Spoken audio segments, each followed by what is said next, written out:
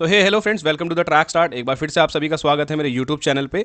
तो आज की इस वीडियो का टॉपिक रहने वाला है ट्रैक एंड फील्ड के मोस्ट इंपॉर्टेंट टॉपिक, जो कि आपके अगर आप बोर्ड एग्जाम में हैं, अगर आपके 12th क्लास है, 11th क्लास में है, या फिर आप बीपीएड एमपीएड कर रहे हैं, या अगर आप प्रिपरेशन कर रहे हैं यूजीसी नेट, पीजीटी एग्जाम या टीजीटी एग्जाम, कोई सा भी आपका कॉम्पिटेटिव एग्जाम है जिसमें कि आपका physical education as a subject है, तो वहाँ से जितने भी आपके क्वेश्चंस बनते हैं ट्रैक एंड फील्ड से, वो आपके इस वीडियो के थ्रू सारे आपको जो है आपको एक बेसिक आइडिया मिल जाएगा कि आपके किस टाइप के क्वेश्चन ट्रैक एंड फील्ड से आते हैं और कहाँ से पूछे जाते हैं। तो आपको यहाँ पर जो है एक बेसिक आइडिया मिल जाएगा और आपको जो है मतलब आपके जितने भी क्वेश्चंस बनते हैं ट्रैक एंड फील्ड से, आप वो सभी जो है सॉल्व कर पाओगे। वन लाइनर क्वेश्चन हो गए या आपके जो है एमसीक्यूज आप इनको कह सकते हो, तो आप इजीली सॉल्व कर पाएंगे।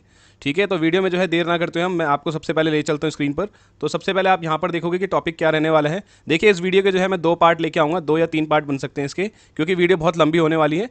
तो इस पार्ट पे अगर ये जो वीडियो है इसमें अगर आपके अच्छे रिस्पांस रहता है तो मैं इसका जो है नेक्स्ट पार्ट लेके आऊँगा। आप कमेंट सेक्शन में जो है आपका कोई भी डाउट रहता है तो वो मुझसे पूछ सकते हो, और इसका नेक्स्ट पार्ट जल्दी से जल्दी लाने के लिए आप जो है कमेंट कर सकते हैं। तो सबसे पहले आपका देखिए टॉपिक रहने वाला है हिस्ट्री ऑफ एथलेटिक, यानी एथलेटिक की क्या हिस्ट्री रही है अभी तक, और इसमें जो है इंटरनेशनल बॉडीज़ आपको बताऊंगा जो कि आपकी इंटरनेशनली गवर्न करती हैं एथलेटिक फेडरेशन को।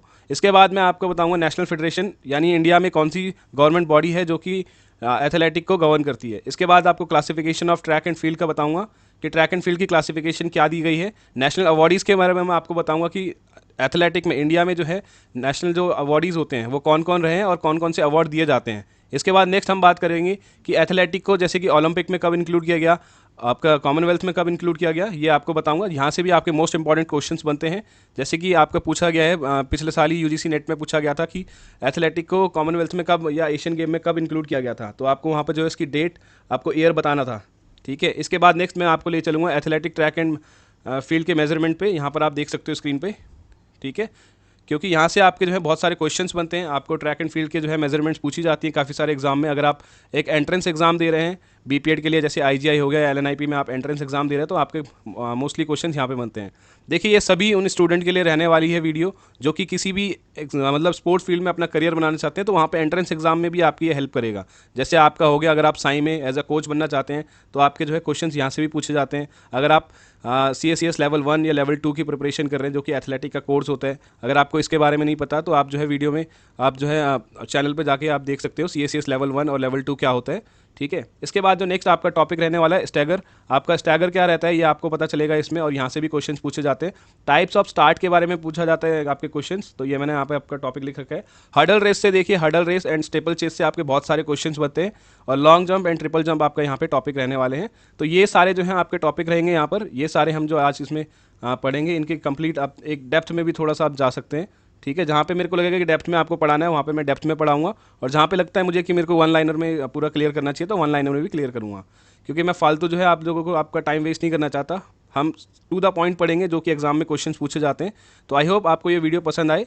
तो सबसे पहले अगर आपको ये वीडियो पसंद आती है तो प्लीज़ लाइक कर लीजिएगा एंड शेयर कर लीजिएगा अपने दोस्तों तक जिनको कि अपना स्पोर्ट्स फील्ड में करियर बनाना है। ठीक है, तो चलिए सबसे पहला टॉपिक आप यहाँ पर देखोगे जो आपसे क्वेश्चन पूछा जाता है कि व्हाट इज़ एथलेटिक। तो एथलेटिक क्या है, सबसे पहले आपसे यही क्वेश्चन पूछा जाता है काफ़ी सारे क्वेश्चन आपके एग्जाम्स में। तो सबसे पहले यहाँ पर आप देखोगे कि मैंने इंग्लिश में भी और हिंदी में भी आपके जो है आंसर्स दे रखे हैं, तो ताकि दोनों स्टूडेंट मतलब हिंदी मीडियम और जिनकी थोड़ा सा इंग्लिश थोड़ा सा वीक है तो वो हिंदी में भी थोड़ा समझ पाएँ। तो यहाँ पर आप देख सकते हो, athletic is a group of sporting event that involve competitive running, jumping, throwing and walking events आपके हो गए। लाइक अगर आपको एक शॉर्ट फॉर्म में समझाऊँ तो आपके जैसे कि ट्रैक एंड फील्ड में क्या होता है आपका, तो उसमें हाई जंप होती है, लॉन्ग जंप होती है, पोल वोल्ट होता है आपका, स्टेपल चेज होती हैं, बहुत सारे जो इवेंट हैं आपके। ठीक है, उनको मिला के आपका जो है एक वर्ड बनता है एथलेटिक। तो ये एथलेटिक की हिस्ट्री क्या रही है, एथलेटिक वर्ड की हिस्ट्री क्या क्या रही है अभी तक, और ये कहाँ से आया ये भी पूछा जाता है आपसे एग्जाम में। तो यहाँ पर आप ये देख सकते हो स्क्रीन पर। तो the name of athletic is derive from the ancient Greek word Athos meaning contest. इसका मतलब देखिए आप यहाँ पर इजीली समझ पाओगे। देखिए एथलेटिक वर्ड है वो आपका ग्रीस, एंशिएंट ग्रीक से आया है, जो जिसको कि पहले एथोस बोला जाता था। एथोस का मतलब पहले क्या होता था आप यहाँ पर देख सकते हो स्क्रीन पे, कॉन्टेस्ट या फिर कंपटीशन। आप इजीली अगर याद करना चाहते हो तो कंपटीशन के थ्रू आप याद रख सकते हो। तो आपके काफ़ी सारे एमसीक्यूज़ में ये पूछा जाता है कि एथलेटिक का मतलब एंशिएंट वर्ड क्या है, एथलेटिक कौन सा मतलब कौन सी लैंग्वेज का वर्ड है, तो यहाँ पर आपसे पूछा जाता है। तो आप इजीली जो है इथोस का बोल सकते हो कि इथोस का मतलब है एथलेटिक, और एथलेटिक का इनमें जो है इसका मीनिंग क्या होता है, इसमें मीनिंग आपका कॉन्टेस्ट या कॉम्पिटिशन आपका आ सकता है। ठीक है, इसके बाद आपसे जो एक मोस्ट इंपॉर्टेंट क्वेश्चन पूछा जाता है काफ़ी सारे एग्जाम में कि मदर ऑफ ऑल स्पोर्ट्स किसको कहा जाता है, तो एथलेटिक को मदर ऑफ ऑल स्पोर्ट्स कहा जाता है। देखिए काफ़ी सारे लोग इसमें डाउट आप फील कर रहे होंगे कि athletic and track and field में क्या डिफरेंस है। देखिए कुछ डिफरेंस नहीं है, athletic he track and field है और track and field he athletic है।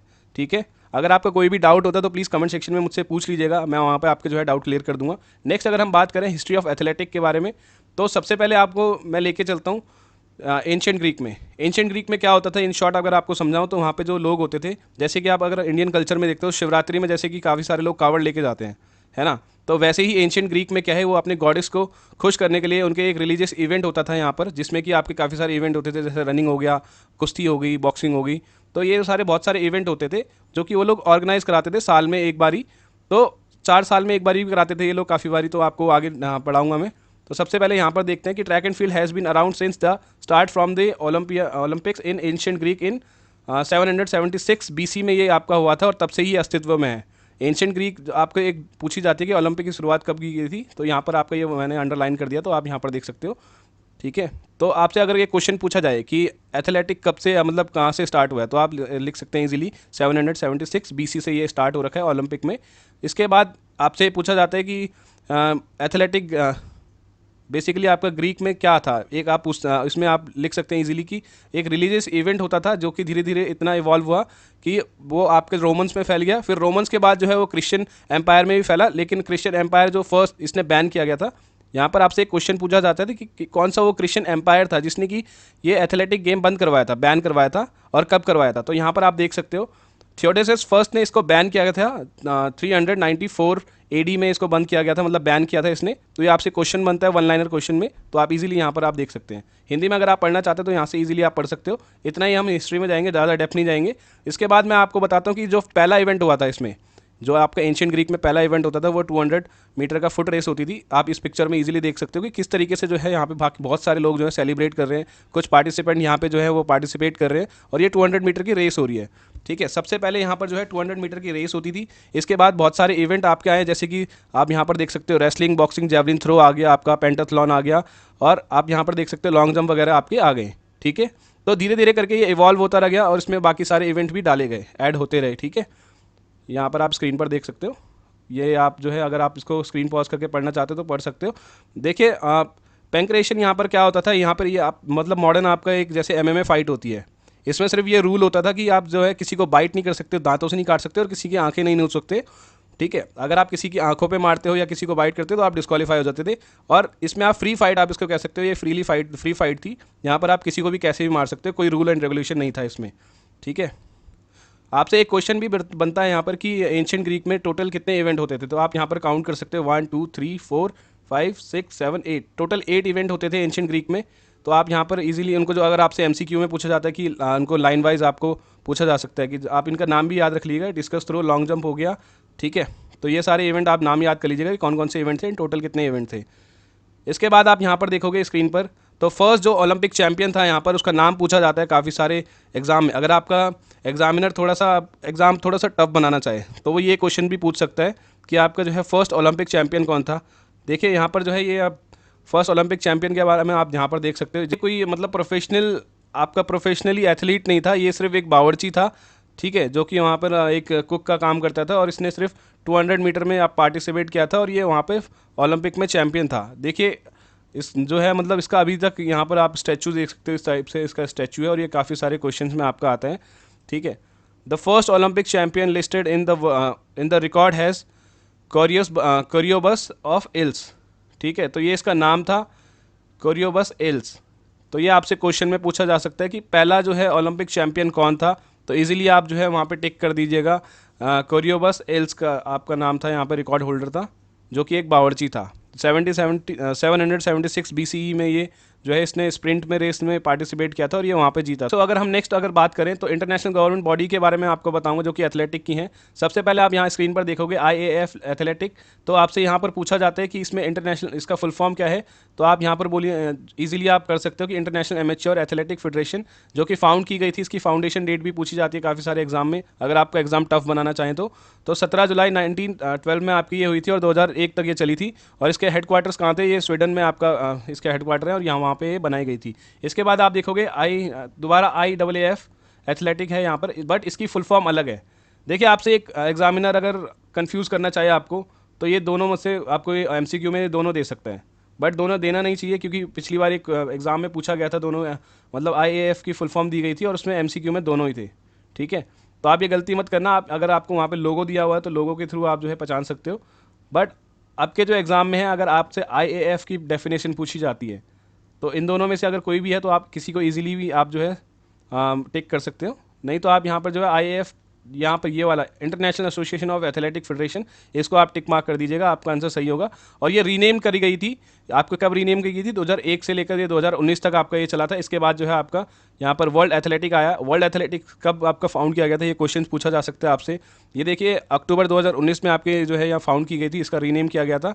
और यहाँ पे इसके हेडक्वार्टर कहाँ है? मोनाको में इसके हेडक्वार्टर्स हैं। और प्रेसिडेंट के बारे में आपसे काफ़ी सारे एग्जाम में पूछा जा सकता है कि अगर आप एथलेटिक का कोई एग्जाम दे रहे हो तो वहाँ पर ऑब्वियसली यहाँ पर पूछा जाएगा कि प्रेसिडेंट कौन है, फर्स्ट प्रेसिडेंट कौन है। तो यहाँ पर आप देख सकते हो, मैंने हिंदी और इंग्लिश में दे रखा है। ठीक है, तो अगर आपसे हेडक्वार्टर पूछा जाता है तो मोनाको आप यहाँ पर कीजिएगा। प्रेसिडेंट का नाम पूछा जाता है तो यहाँ पर आप लिख सकते हो सेबेस्टियन कोई। इसके बाद आपसे फर्स्ट अगर प्रेसिडेंट पूछा जाता है तो यहाँ पर आप इजीली जो है सिगफ्रीड एडस्ट्रॉम, आप इजीली इसको जो है टिक कर लीजिएगा।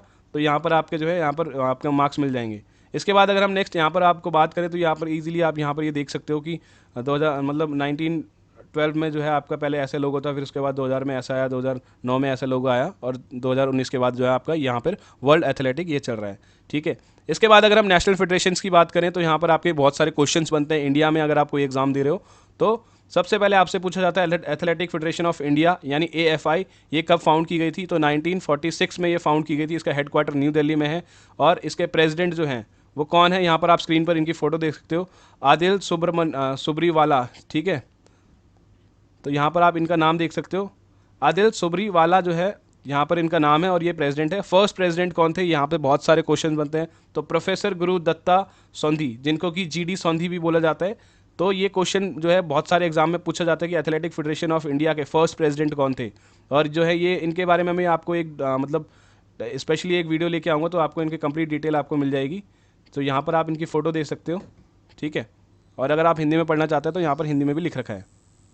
इसके बाद क्लासिफिकेशन ऑफ एथलेटिक फील्ड की अगर मैं बात करूँ यहाँ पर, तो आपके देखिए 3 पार्ट में एथलेटिक ट्रैक एंड फील्ड है, जो कि आप स्क्रीन पर जिस प्रकार देख सकते हो कि ट्रैक इवेंट होते हैं आपके, इसमें फील्ड इवेंट होते हैं, और एक और इसमें इवेंट होता है कंबाइंड इवेंट। ठीक है, देखिए ट्रैक इवेंट में कितने आपके इवेंट्स होते हैं? देखिए स्प्रिंट होती है, इसमें मिड डिस्टेंस रेस होती है, लॉन्ग डिस्टेंस आपकी रेस हो गई, रिले रेसेस होगी, हर्डल रेस होगी, स्टेपल चेस होगी एंड रेस वॉक होगी। ठीक है, इसके बाद अगर आप देखोगे फील्ड इवेंट कौन कौन से होते हैं, तो फील्ड इवेंट बेसिकली आपके 2 पार्ट में होते हैं, थ्रोइंग और जंपिंग इवेंट्स। जितने भी आपके थ्रोइंग इवेंट हो गए जैसे कि short put, discus throw, hammer throw, javelin throw, ये आपके थ्रोइंग इवेंट में आते हैं। और थ्रोइंग इवेंट यानी कि आपका फील्ड इवेंट में आ गया। देखिए ट्रैक इवेंट आप इजीली समझ पाओगे कि ट्रैक इवेंट जो कि ट्रैक पे होते हैं, जैसे कि आपके रनिंग हो गए, ऑलमोस्ट सारे जितने भी आपके रनिंग इवेंट्स हैं वो ट्रैक के इवेंट है, तो आप उनको ईजिली यहाँ पर आप देख सकते हो। इसके बाद आपके फील्ड इवेंट जो कि मैदान में खेले जाते हैं। मैदान में कौन से होते हैं आपके ग्राउंड पे? तो आपका शॉर्ट पुट हो गया, डिस्कस थ्रो हो गया, हैमर थ्रो हो गया एंड जेवलिन थ्रो हो गया। ठीक है, इसके बाद आपके जंपिंग इवेंट्स कौन से होते हैं? आप खुद से बताइए। पहला हो गया आपका long jump, high jump, triple jump, pole vault हो गया। तो ये आपके सारे जंपिंग इवेंट होते हैं जो कि आप स्क्रीन पर देख सकते हो। लॉन्ग जंप हो गया, हाई जंप हो गया, triple jump and pole vault. अब सबसे बड़ा डाउट यहाँ पर काफ़ी सारे स्टूडेंट का होता है कि कंबाइंड इवेंट्स कौन से होते हैं। तो देखिए कंबाइंड इवेंट जो आपके कहते हैं, एक डिकैथलॉन होता है और एक हेप्टाथलॉन होता है। इसके जो है देखिए पूछा जाता है काफ़ी सारे एग्जाम में कि डिकैथलॉन में कितने इवेंट होते हैं। तो टोटल 10 इवेंट्स होते हैं जो कि सिर्फ मेल के लिए होता है। देखिए यहाँ पर आपको कंफ्यूज करने के लिए वो आपको अगर आपको पता नहीं होगा तो डेकाथलॉन में वो पूछेगा कि आप मैन के लिए कौन से जो है कंबाइंड इवेंट होता है, डेकाथलॉन होता है या हेप्टाथलॉन होता है या आपके कोई और इवेंट होते हैं। तो वो एग्जामिनर आपसे ऐसे कंफ्यूज कर सकता है। तो आप क्लियरली अपने माइंड में जो है ये इमेज आप जो है अपने माइंड में रखिएगा, 1-2 बारी इसको देखिएगा तो आपके सारे डाउट यहाँ से जो है आपका कोई क्वेश्चन अगर आपका आता है तो इजीली आप जो है सॉल्व कर पाएंगे। तो डिकैथलॉन होता है जिसमें कि 10 इवेंट्स होते हैं जो कि सिर्फ मेल के लिए होता है। इसके बाद आपके ये 2 डे आपके कंपटीशन होते हैं, इसमें जैसे कि फर्स्ट डे आपका होता है 100 metre long jump, short put, high jump and 4 metre race, आपका 400 मीटर रेस होती है। इसके बाद डे 2 में आपका क्या होता है, 110 मीटर की आपकी हर्डल होती है, डिस्कस थ्रो होता है, पोल वोल्ट होता है, जेवलिन थ्रो और 1500 मीटर की आपकी एक रेस होती है। तो ये 2 दिन का इवेंट होता है। इसके बाद हम चलते हैं हेप्टाथलॉन के बारे में। तो इसमें टोटल 7 इवेंट होते हैं और ये केवल फीमेल के लिए होता है यानी वीमेंस के लिए होता है। ये भी आपका सेम 2 दिन का इवेंट होता है और इसमें आपका जो है फर्स्ट डे में क्या होता है, 100 मीटर रेस होती है आपकी, high jump, short put and 200 metre race. इसके बाद आपका सेकेंड डे में होता है लॉन्ग जंप, जैवलिन थ्रो और 800 मीटर रेस। ठीक है, तो आपसे काफ़ी बारी इसके जो है सीक्वेंस पूछा जा सकता है कि डे 1 में कौन से कॉम्पिटिशन होते हैं। और ये जो है इतना डीप में देखिए किसका पूछा जाता है, अगर आप बेसिकली आप एथलेटिक का कोई आप कोर्स कर रहे हो या फिर उसका कोई एग्ज़ाम दे रहे हो, तो उसमें ये इतने इन डेप्थ में जाएगा। अगर आप जैसे आप यूजीसी नेट की प्रिपरेशन कर रहे हो तो उसमें भी आपका ये पूछा जा सकता है। बड़े एग्जामों में इतना डेप्थ में पूछता है कि डेकाथलॉन के फर्स्ट डे में कितने इवेंट होते हैं। तो आप यहाँ पर आप देखिएगा 100 मीटर रेस फर्स्ट डे में होता है, लॉन्ग जंप, शॉर्ट पुट और हाई जंप एंड 400 मीटर। तो ये आपका फर्स्ट डे में हो गया। तो प्लीज़ इसको याद कर लीजिएगा ताकि आपका क्वेश्चन जो है गलत ना हो। और इसमें सबसे बड़ी बात जो क्वेश्चन पूछा जाता है कि डेकाथलॉन में कितने इवेंट होते हैं, तो इसके 10 इवेंट होते हैं और ये मेल के लिए होता है। इतनी बात आप याद रख लीजिएगा। और हेप्टाथलॉन सिर्फ फीमेल्स के लिए होता है और इसमें 7 इवेंट होते हैं। इतना आप याद रख लीजिएगा। अगर आपको इवेंट ये याद नहीं रखना है, ठीक है, बट आप ये याद रख लीजिएगा, ये मोस्ट इंपॉर्टेंट है। इसके बाद अगर हम बात करें ट्रैक इवेंट्स के बारे में, तो अगर आपको ट्रैक इवेंट के में ले चलूँ तो इसमें आपको 3 पार्ट इसमें भी हैं। देखिए, सबसे पहले मैंने यहाँ पर क्या बताया आपको, classification of track and field. तो ट्रैक इवेंट्स हो गए आपके, फील्ड इवेंट हो गए और कंबाइंड इवेंट हो गए। अब इसमें मैं एक एक करके डेप्थ में पढ़ाऊँगा आपको कि ट्रैक इवेंट्स में जो है इतने सारे इवेंट हैं, इनके कितने पार्ट होते हैं। तो यहाँ पर आप देख सकते हो, ठीक है। तो सबसे पहले आपकी शॉर्ट डिस्टेंस रेसेस हो गई, मिड डिस्टेंस रेस हो गई और लॉन्ग डिस्टेंस रेस हो गई। ओके, ट्रैक इवेंट की ये क्लासिफिकेशन है। इसके बाद अगर हम शॉर्ट डिस्टेंस रेस के बारे में देखें तो देखिए, फ्लैट रेस होगी आपकी, हर्डल रेस होगी और रिले रेस होगी। आपसे क्वेश्चन ये पूछा जाता है एग्जाम में कि शॉर्ट डिस्टेंस रेस में जो है कौन कौन से इवेंट होते हैं फ्लैट रेस में। ठीक है, तो आप यहाँ पर आप लिख सकते हो 100 मीटर रेस होगी आपकी शॉर्ट डिस्टेंस रेस, 200 एंड 400। इसके बाद आपसे हर्डल रेस के बारे में पूछा जाता है। तो 100 मीटर होती है ओनली फॉर वुमेन और 110 आपका जो 110 मीटर की आपकी रेस होती है वो सिर्फ मेल के लिए होती है। देखिए, हर्डल से भी बहुत सारे क्वेश्चन पूछे जाते हैं कि मेन के लिए कितना हर्डल डिस्टेंस रहता है और फीमेल के लिए कितना रहता है। तो देखिए, मेल के लिए जो है 100 मीटर आपका रहता है और फीमेल्स के लिए आपका 100 मीटर रेस आपका हर्डल रेस होती है। और 400 मीटर जो है आपकी बोथ के लिए होती है, मेल एंड फीमेल दोनों के लिए होती है। इसके बाद आपकी रिले से जो है क्वेश्चंस बनते हैं कि आपका शॉर्ट डिस्टेंस रिले रेसेस कौन सी होती हैं। तो 4x100 मीटर आपकी रेस होगी, 4x400 मीटर आपकी रेस होगी। और एक और रेस जो कि आपका यहाँ पर देख सकते हैं 4x400 मिक्स्ड आपकी रिले होती है। ये आपके काफ़ी ये न्यू है और इसके क्वेश्चंस आपके काफ़ी सारे आते हैं कि मिक्स्ड में कितने मीटर की रेस होती है रिले रेस। तो 4x400, अभी 4x100 मीटर की नहीं आई है, सिर्फ 4x400 के अपडेट है। तो ये आप यहाँ पर इजीली आप जो है वहाँ पर टिक मार्क कर लीजिएगा, कोई क्वेश्चन मत छोड़िएगा। मिड डिस्टेंस में देखिए क्या क्या आता है आपका। मिड डिस्टेंस अगर आपसे रेस पूछी जाती है तो 800 मीटर हो गया आपका, 1500 मीटर हो गया और 3000 मीटर का आपका जो है यहाँ पे मिड डिस्टेंस रेस होगी। देखिए, लॉन्ग डिस्टेंस में क्या आपके इवेंट्स आते हैं, बहुत सारे जो है क्वेश्चन यहीं से पूछे जाते हैं कि लॉन्ग डिस्टेंस रेसेस में कौन कौन से इवेंट्स होते हैं। तो देखिए, इसके 2 पार्ट हैं, एक हो गया रेस और एक हो गया वॉक। ठीक है, तो रेसेस में देखिए आपके कौन कौन सी रेसेस होती है लॉन्ग डिस्टेंस रेसेस में। तो आपका 5000 मीटर हो गया, आपका 10,000 मीटर हो गया रेसेस, 3000 मीटर हो गया आपका स्टेपल चेस। देखिए, स्टेपल चेस में आपको स्पेशली एक इस पर मैंने टॉपिक बना रखा है, वो जो कि आगे वीडियो में मैं आपको बताऊंगा। इससे काफ़ी सारे क्वेश्चन आते हैं, बट अभी आप जो है अगर आप शॉर्ट में याद करना चाहते हैं तो स्टेपल चेस में क्वेश्चन जो पूछा जाता है कि इसमें कितने बैरियर होते हैं और कितनी वाटर जंप होती है। तो 28 इसमें फिक्स्ड बैरियर होते हैं और 7 इसमें जो है वाटर जंप्स होती हैं। ठीक है, इसके बाद आपके जो है मैराथन से काफ़ी सारे क्वेश्चंस पूछे जाते हैं कि मैराथन जो है कितने किलोमीटर की होती है मिनिमम से मिनिमम। तो आपकी जो है मैराथन यहाँ पर होती है 42.195 किलोमीटर की आपकी मैराथन होती है। अगर इसको माइल्स में भी काफ़ी सारी बारी पूछा जाता है कि माइल्स में इसका कितना डिस्टेंस होता है, तो 26 माइल्स 385 यार्ड्स आपका हो गया।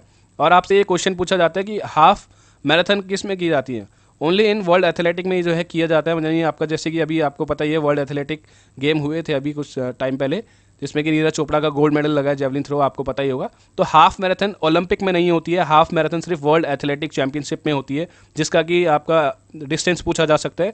तो 21.0957 किलोमीटर, आपसे 0.0975 किलोमीटर भी आपसे पूछा जाता है। ठीक है, तो 21 किलोमीटर 0.0957 किलोमीटर आपका ये डिस्टेंस हो गया, इतना आपसे पूछा जाता है। ठीक है, इसके बाद अगर हम वॉक की बात करें तो लॉन्ग डिस्टेंस वॉक के आपसे क्वेश्चन बनते हैं। तो इसमें आप देख सकते हो इजली 20 मीटर के करीब आपका 20,000 किलो आपका मीटर के करीब आपका जो है यहाँ पर वॉक होती है, और एक होती है 50,000 मीटर की आपकी वॉक होती है, जो कि मेल एंड फीमेल और के लिए होती है, ओनली इन वर्ल्ड एथलेटिक और आपके ओलंपिक में जो है। देखिए, इसमें जो क्वेश्चन बनता है 5000 मीटर का जो आपका 50,000 मीटर का जो आपका यहाँ पर रेस होती है, वर्ल्ड एथलेटिक में जो है आपका मेल एंड फीमेल के लिए दोनों के लिए होता है, और ओलंपिक में सिर्फ मैन के लिए होता है। यहाँ पर मैंने यहाँ पे देखिए आपको थोड़ा दे रखा है, यहाँ पर आप इसको पढ़ लीजिएगा। इसके बाद अगर हम नेशनल अवार्डीज़ के बारे में बात करें तो यहाँ पर आप देखोगे अर्जुन अवार्ड, और यहाँ पे द्रोणाचार्य अवार्ड और राजीव आपका खेल रत्न अवार्ड। ठीक है, तो सबसे पहले अगर हम बात करें अर्जुन अवार्ड की, जो कि फाउंड किया गया था 1961 में। ठीक है, मतलब इसको फाउंड किया गया था 1961 में। ये पूछा जाता है काफ़ी सारे एग्जाम में। और ये किसको दिया जाता है, कब दिया जाता है? तो देखिए अर्जुन अवार्ड आपको पता होगा, अगर मैं शॉर्ट में समझाऊँ आपको, तो ये मतलब दिया जाता है outstanding performance in sports and games, यानी जो एथलीट बहुत ही आउटस्टैंडिंग परफॉर्मेंस देता है, जैसे कि आपके नीरज चोपड़ा ने अभी दिया, ओलंपिक में मेडल लेके आया। और तो ऐसे काफ़ी सारे जो हैं अवार्ड दिए गए हैं बहुत सारे प्लेयर्स को। इसके ऊपर एक अलग से वीडियो आएगी आपकी कि किस प्लेयर को कौन सा अवार्ड दिया गया है और कब दिया गया है।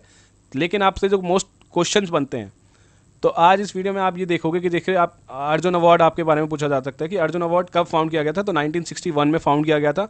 और इसके जो है ये मतलब कौन से लेवल का आपका यहाँ से ये पूछा जा सकता है कि फर्स्ट हाईएस्ट स्पोर्टिंग ऑनर है, या फिर सेकंड है, या फिर थर्ड है। तो यहाँ पर आप इस लाइन में देख सकते हो कि second highest sporting honour in India, यानी आपका जो है सेकंड लेवल पे आपका ये अवार्ड दिया जाता है, जो कि आउटस्टैंडिंग परफॉर्मेंस देते हैं कोई भी एथलीट हो गया इंटरनेशनल लेवल पे, तो उसको ये अवार्ड दिया जाता है। फर्स्ट अवार्डी कौन थे, यहाँ पर आप देख सकते हो गुरबचन सिंह रंधावा, जिनको कि 1961 में ही ये अवार्ड दिया गया था। यहाँ से बहुत सारे क्वेश्चंस आपके फंसते हैं। मैं आपको फिर से एक बार बता रहा हूँ कि आप प्लीज़ यहाँ से जो है याद कर लीजिएगा, इनको इनके नाम याद कर लीजिएगा एक बारी। गुरबचन सिंह रंधावा 1961 में इनको अर्जुन अवार्ड दिया गया था। उसके बाद आप विमेंस का यहाँ पर नाम देख सकते हो, ठीक है, जिनको कि 1963 में आपको यहाँ पर दिया गया था। इसके बाद अगर हम बात करें द्रोणाचार्य अवार्ड के बारे में, 1985 में इनको मतलब ये अवार्ड फाउंड किया गया था।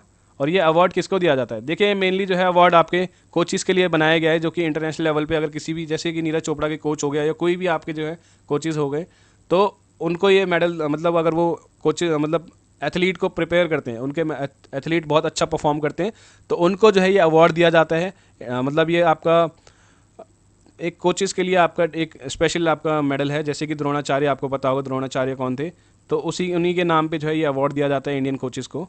ठीक है, तो फर्स्ट द्रोणाचार्य अवार्ड किसको दिया गया था? यहाँ पर आप देखोगे OM नंबियार, जिनका कि 1985 में इनको ये दिया गया था अवार्ड। इसके बाद आप जो है विमेंस का देखोगे, तो विमेंस में द्रोणाचार्य अवार्ड रेणु कोहली को दिया गया था 2002 में। ठीक है, और ये आपको मतलब ये सारे जितने भी मैं बता रहा हूँ, ये सिर्फ एथलेटिक्स से ही रिलेटेड कोचेज़ हैं और प्लेयर्स हैं जिनको कि फर्स्ट टाइम ये अवार्ड दिया गया था। ऐसा नहीं है कि मैं बाकी अदर स्पोर्ट्स के बताऊंगा। अदर स्पोर्ट्स का तब बताऊंगा जब मैं पूरी कंप्लीट नेशनल अवार्डीज़ पे ये बताऊंगा कि फर्स्ट किसको दिया था। तो आपसे क्वेश्चन में ये पूछा जा सकता है, देखिए कंफ्यूज करने के लिए, कि फर्स्ट एथलेटिक फील्ड में कौन से वो प्लेयर थे जिनको कि अर्जुन अवार्ड मिला था।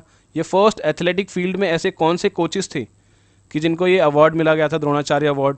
ठीक है, आपसे अगर ये क्वेश्चन पूछा जाए तो आप यहाँ से सॉल्व कर सकते हो। बट अगर आपसे ये पूछा जाए कि फर्स्ट अर्जुन अवार्ड किसको दिया गया था, तो वो किसी भी स्पोर्ट से हो सकता है। वहाँ पर आपको टाइमलाइन देखनी पड़ेगी, जिसके ऊपर की मैं वीडियो बना के लेके आ जाऊँगा। इसके बाद हम बात करते हैं राजीव गांधी खेल रत्न के अवार्ड के बारे में, जो कि पहले मेजर ध्यानचंद, जिसका नाम अब जो है मेजर ध्यानचंद खेल रत्न अवार्ड कर दिया गया है। ठीक है, पहले इसका नाम आपसे कंफ्यूज करने के लिए पूछा जा सकता है कि मेजर ध्यानचंद खेल रत्न अवार्ड जो है वो इसका पहले नाम क्या था। तो यहाँ पर आप इजीली इसको जो है सॉल्व कर लेंगे, राजीव गांधी खेल रत्न अवार्ड, और इसको फाउंड किया गया था 1991 में। ठीक है, और इसको जो है ये आपका हाईएस्ट स्पोर्ट्सिंग आपका, देखिए आपका हाईएस्ट जो लेवल पे है ना, ये फर्स्ट लेवल का आपका अवार्ड होता है, जो कि एक्सीलेंट परफॉर्मेंस के लिए दिया जाता है, जो कि इंटरनेशनल लेवल पे अगर किसी भी प्लेयर ने हाईएस्ट से हाईएस्ट अवार्ड जो दिया जाता है स्पोर्ट्स फील्ड में, वो यही अवार्ड है। आपको जो है आपने अगर कोई इंटरनेशनल गेम खेल रखा है, उसमें आपने एक्सीलेंट परफॉर्मेंस दी हुई है, तो आपको ये अवार्ड दिया जाएगा।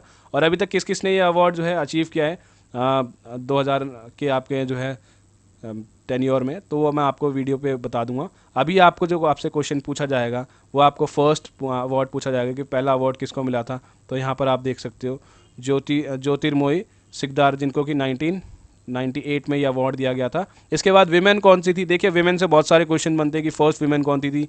ठीक है, तो यहाँ पर आप प्लीज़ इसको याद कर लीजिएगा, KM बिनोरमल, जिनको कि 2002 में ये अवार्ड दिया गया था।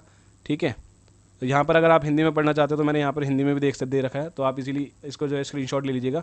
देखिए अगर आपको उसकी PDF फाइल चाहिए तो आप मेरे टेलीग्राम चैनल से जुड़ सकते हो, वहाँ से आपको जो है इसका मतलब आपको इसकी PPT मिल जाएगी, या PDF आप कह सकते हो, आपको PDF मिल जाएगी, वहाँ पर आप जो है इसको ले सकते हो। फ्री ऑफ कॉस्ट ये है PDF, आपको वहाँ से जो है सिर्फ चैनल पर जाना है, आपको सब्सक्राइब करना है, और आपको यहाँ पर जो है आपको डाउनलोड आपके फ़ोन में हो जाएगी, तो आप यहाँ से इसको पढ़ सकते हैं। इसके बाद अगर हम बात करें कि जो मैंने आपको बताया था कि इंक्लूडिंग का, कि वैन वर एथलेटिक इंक्लूड, यानी किस में कब इंक्लूड किया गया था। तो यहाँ पर आप देखोगे एथलेटिक में कब मतलब आपको एथलेटिक को जो है ओलंपिक में कब इंक्लूड किया गया था, तो यहाँ पर आप देख सकते हो 1968 में जो है यहाँ पर इंक्लूड किया गया था। एशियन गेम में आपसे काफ़ी सारे क्वेश्चन पूछे जाते हैं कि एशियन गेम को जो है एथलेटिक में कब इंक्लूड किया गया था, तो 1951 में किया गया था और न्यू दिल्ली में ये किया गया था। ये क्वेश्चन इसलिए इंपॉर्टेंट है क्योंकि जो है यहाँ से न्यू दिल्ली में ही यहाँ पे 1951 में एशियन गेम हुए थे और वहीं पे जो है एथलेटिक को डाला गया था। कॉमनवेल्थ में कब इंक्लूड किया गया था, तो आप यहाँ पर देख सकते हो 1930 में आपका जो है इंक्लूड किया गया था इसको। और इसके बाद आपका जो क्वेश्चन बनता है कि when was the first athletic championship held, ठीक है। तो फर्स्ट एथलेटिक चैंपियनशिप कहाँ पे हेल्ड की गई थी, मतलब कहाँ पे आपको जो है यहाँ हुई थी, तो आप यहाँ पर डेट याद कर लीजिएगा। डेट तो नहीं, अगर आपको सन याद रह जाए तो वो इंपॉर्टेंट है, आपको यहाँ पर जो है सन याद करना पड़ेगा। 7 से लेकर 14 अगस्त तक आपका ये इवेंट हुआ था 1983 में, ठीक है। और ये आपका फिनलैंड में हुआ था। सिंपल आप इतना याद कर लीजिएगा, ज़्यादा याद करने की ज़रूरत नहीं है। और इसके बाद इसमें टोटल इवेंट आपसे पूछे जाते हैं कि टोटल इवेंट कितने थे, तो इसमें टोटल इवेंट जो है 41 आपके जो है इसमें इवेंट थे। और टोटल जो एथलेटिक थे इसमें एथलीट्स थे इसमें, तो 13,055 आपके इसमें एथलीट्स थे जिन्होंने पार्टिसिपेट किया था। ये क्वेश्चन आपका बनता है। इसके बाद हम नेक्स्ट यहाँ पर बात करते हैं कि एथलेटिक ट्रैक के बारे में, जो कि काफ़ी सारे क्वेश्चन यहाँ से बनते हैं आपके कि ट्रैक एंड फील्ड से जो आपके इवेंट आपके जो मेजरमेंट पूछी जाती हैं, ठीक है। तो सबसे पहले आप यहाँ पर स्क्रीन पर देखोगे कि आपका जो है ट्रैक एंड फील्ड का जो सरफेस है वो किसका बना हुआ होता है, तो सिंपली आप जो है सिंथेटिक रबर का आपका ये होता है, ठीक है। और इसके बाद आपका जो नेक्स्ट क्वेश्चन पूछा जाता है कि there is a 2 types of track, तो स्टैंडर्ड ट्रैक आपसे पूछा जाता है कि स्टैंडर्ड ट्रैक का क्या मेजरमेंट होती है, तो अप्रॉक्स उसकी जो है यहाँ पर आप देख सकते हो 400 मीटर का आपका एक स्टैंडर्ड ट्रैक होता है, जो कि अगर आपसे यार्ड में पूछा जाता है काफ़ी सारे क्वेश्चंस में, अगर टफ बनाना चाहे तो आप यार्ड्स में यहाँ पर देख सकते हो कि 437 यार्ड्स में आपका होता है, ये अप्रॉक्सीमेटली इतना ही होता है। और इसकी शेप काफ़ी बारी आपसे पूछी जाती है कि इसकी शेप क्या होती है, तो शेप जो है इसकी ओवल शेप में होती है, यानी अंडाकार आपका जो है ओवल आपकी शेप होती है, यानी एक अंडे की टाइप का आपका जो है यहाँ पर ट्रैक पूरा होता है यहाँ पर, ओके। और यहाँ पे से आप जो है डायरेक्शन पूछी जाती है कि डायरेक्शन मतलब जो रनर्स होते हैं वो किस डायरेक्शन में भागते हैं, तो एंटी क्लॉकवाइज आपके रनर्स भागते हैं, ठीक है। और यहाँ पे अगर डायरेक्शन पूछी जाए कि मेजरमेंट के लिए, तो नॉर्थ टू साउथ आपकी मेजरमेंट होती है। और आपके जो है बहुत सारे इवेंट्स में, बहुत सारे मतलब एग्जाम में ये क्वेश्चन पूछा गया है कि टोटल नंबर ऑफ लेन कितनी होती है, तो टोटल नंबर ऑफ लेन 8 होती हैं आपकी, ठीक है। ये प्लीज़ आप याद कर लीजिएगा। अगर आप एथलेटिक फील्ड से हैं तो आपको ये नॉर्मली याद ही होगा कि 8 लेन होती हैं, ठीक है। और जो है इसमें आपसे अगर नेक्स्ट क्वेश्चन है आपसे थोड़ा सा टफ बनाने के लिए पूछा जाएगा, तो ईच लेन आपका जो है लेन के बीच में कितना डिस्टेंस होता है, तो 1.22 मीटर का आपका डिस्टेंस होता है, जो कि 4 फीट के करीब आपकी वाइड होती है। यानी ये लेन जो है लेन 1 से लेकर लेन 2 का डिस्टेंस कितना होता है, 1.22 मीटर आपका हो गया, ठीक है। यहाँ पर आपका ये डिस्टेंस हो जाता है। इसके बाद अगर मैं बात करूँ तो जो यहाँ पर मार्किंग की जाती है, देखिए आजकल आपने देखा होगा कि काफ़ी सारे मतलब पहले तो रेड पूरा आपका होता था, यहाँ पर सिंथेटिक आपका जो है मैट होता था, बट अभी क्या है कि काफ़ी सारे इंटरनेशनल मैचेस में आपने देखा होगा कि ब्लू कलर का आपका जो है वहाँ पर जो है ये ट्रैक होता है। बट आपकी जो लाइनिंग जो मार्किंग होगी वो सिर्फ वाइट लाइन की होगी। आपसे ये क्वेश्चन पूछा जाता है कि मार्किंग किससे होती है आपकी ट्रैक एंड फील्ड की, तो मार्किंग बाय वाइट लाइन जो कि 5 सेंटीमीटर आपकी थिक होंगी, यानी मोटी होंगी। अगर आपको इसमें पूछा जाता है कि आप जो है इसमें थिकनेस बताइए कि कितनी थिकनेस होती है, तो आप इसको सिंपली आप जो है 5 सेंटीमीटर थिक कह सकते हो, या फिर आप 50 mm वाइड आप कह सकते हो इसको, ठीक है। तो इसमें अगर आपका कोई भी डाउट हो तो प्लीज़ कमेंट सेक्शन में पूछ लीजिएगा और सब्सक्राइब कर लीजिएगा चैनल को अगर आप ऐसी इंटरेस्टिंग वीडियोस चाहते हैं। अगर आपको ये वीडियो पसंद आ रही है, क्योंकि ऐसी इंटरेस्टिंग वीडियोस मैं और लेके आऊँगा। अगर आपको उसका पार्ट 2 चाहिए तो प्लीज़ आप जो है कमेंट सेक्शन में मुझे कमेंट कीजिएगा कि आपको पार्ट 2 चाहिए, तो मैं तभी लेके आऊँगा अगर आपका इस पर रिस्पॉन्स अच्छा रहता है, ओके। इसके बाद अगर हम बात करें तो इसमें आपके देखिए आप इंपॉर्टेंट चीज़ है जो कि आपको देखना चाहिए। इसमें देखिए 2 ये स्ट्रेट लाइन है, एक यहाँ हो गई अपर वाली और एक ये लोअर वाली हो गई, ठीक है। 2 इसमें सेमी सर्कल होते हैं। आपसे एक क्वेश्चन पूछा जाता है काफ़ी सारे एग्जाम में कि इसमें कितने सेमी सर्कल होते हैं एक ट्रैक में, तो आपके 2 सेमी सर्कल हो गए, ठीक है। ये आपके 2 सेमी सर्कल हो गए। और इसमें जो है आपका रेडियस पूछा जाता है, the radius of the inner most line, ठीक है। जो आपकी इनर मोस्ट लाइन होती है यानी ये वाली लाइन, तो उसका रेडियस क्या होता है, तो यहाँ पर आप इजीली आप जो है आगे मैं आपको समझाऊंगा कि कितना ये आप क्या कहा गया है इसमें। तो आपका जो कर्व होता है बेसिकली आपका जो कर्व होता है उसका रेडियस होता है 36.5 मीटर आपका जो है इसका रेडियस होता है। आपको मैं यहाँ पर लेके चलता हूँ, यहाँ पर आप इजीली समझ पाओगे, ठीक है। 1 सेकेंड, ओके। सो यहाँ पर आप देख सकते हो, यहाँ ये जो है आपका ट्रैक एंड फील्ड है, तो ये आपका ट्रैक है यहाँ से लेकर इस पॉइंट से लेकर इस पॉइंट तक, ठीक है। यह आपका हो गया 100 मीटर के करीब रेस होती है यहाँ पर, और इसका डिस्टेंस पूछा जाता है जो कि मैं आपको आगे बताऊंगा। सो अभी आपको मैं क्या बता रहा था, ये कर्व जो है आपका यहाँ से लेकर जो आपका कर्व यहाँ तक का है, इसका रेडियस पूछा जाता है कि आपके जो कर्व होते हैं उसका रेडियस कितना होता है। तो आप यहाँ पर ये देखिए 36.5 आपका ये हो गया रेडियस। ओके, तो लेंथ ऑफ द ओवल यानी आपके जो है यहाँ से लेकर पूरा ये जो आपका यहाँ ये पॉइंट है और यहाँ से जो आपका ये पॉइंट है। ओके, तो इसका डिस्टेंस पूछा जाता है कि ओवल का क्या ओवरऑल जो आपका रहने वाला है उसका क्या मतलब मेजरमेंट होती है। तो इजीली आप प्लीज़ यहाँ पे आप इसको याद कर लीजिएगा, 176.91 मीटर आपका ये होता है पूरा जो आपका ओवरऑल आपका यहाँ पर ये सी क्यों लिख रखा है, ठीक है। तो ओवरऑल जो आपका रहता है यहाँ पर डिस्टेंस वो कितना रहता है लंबाई में आपका 176.91 मीटर का आपका एक ट्रैक रहता है। और इसकी अगर विड्थ पूछी जाए यहाँ से लेकर पूरी यहाँ तक की, तो आपका ये रहने वाला है 92.5 मीटर के करीब आपका जो है विड्थ रहती है। एरिया अगर आपसे पूछता है तो इसमें आप एरिया आप यहाँ पर देख सकते हो, ठीक है। वैसे एरिया पूछा नहीं जाएगा आपसे, ओवरऑल का जो ये आपका रहता है, तो इसको याद मत करिएगा। फिर इसके बाद आपसे रेडियस पूछा जाता है, ये जो मैं आपको बता चुका हूँ। स्ट्रेट, देखिए स्ट्रेट क्या होता है, मैंने आपको बताया था कि यहाँ से लेकर जो आपकी लाइन होती है ना यहाँ तक की, यहाँ पर आप समझ पाओगे, ये जो आपकी लाइन है यहाँ से लेकर जहाँ से आपका कर्व स्टार्ट होता है वहाँ पे आपकी लाइन होती है स्ट्रेट लाइन, और यहाँ तक का इसका डिस्टेंस काफ़ी सारे क्वेश्चन में पूछा गया है, जो कि आपका रहने वाला है 84, यहाँ पर आप देख सकते हो 84.390 मीटर के करीब आपका ये एक स्ट्रेट होती है यानी लाइन होती है, ठीक है। इसके बाद आपका कर्व पूछा जाता है कि दोनों का आपका कर्व ये जो है, ठीक है, ये कितने मीटर का होता है। तो कर्व आपका अगर आप मीटर में कहना चाहते हो तो ओवरऑल 115.61 मीटर के करीब आपका ये जो है यहाँ पर कर्व रहता है पूरा, ठीक है, आउटर कर्व आप देखोगे तो। इसके बाद आपसे जो है इसके आप अगर आप एक ट्रैक एंड फील्ड का जो है ट्रैक एंड फील्ड बनाना चाहते हैं, मोस्टली आप एक ट्रैक बनाना चाहते हो, तो इसमें जो है इसकी फार्मूला पूछता है आपसे कि क्या फार्मूला है। तो यहाँ पर आप देखोगे 400 metre track marking formula.